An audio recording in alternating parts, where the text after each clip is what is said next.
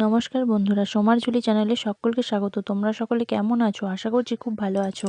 25শে December বাড়ির পাশে এক আম বাগান আছে, সেখানে গিয়েছিলাম বাড়ির সবাই মিলে ফ্যামিলি ফিস্টে। সকাল সকাল পৌঁছে গেছি আম বাগানে। চারিদিকে আম গাছে ভর্তি, কি সুন্দরই না লাগছে। তাই কতগুলো ছবি তুলে নিলাম প্রকৃতির সাথে। গরম গরম বেগুনি, মুড়ি, শসা, পেঁয়াজ, কাঁচা লঙ্কা, মটরশুঁটি, চানাচুর আর মিষ্টি দিয়ে সকালের টিফিনটা করে নিলাম। বেগুন আর পাঁপড়টা ভেজে 2 রকমের মাংসের আলু ভেজে নেওয়া হলো। কাজের ফাঁকে ছেলের সাথে মায়ের একটা ছবিও তুলে নিলাম। আজকের রান্নাটা আমার হাজবেন্ডের হাতেই ধরিয়ে দিয়েছিলাম, মাঝে মাঝে আমি একটু হেল্প করে দিচ্ছিলাম। আমরা দুজনেই চিকেন খাই না, তার জন্য মটন আনা হয়েছিল।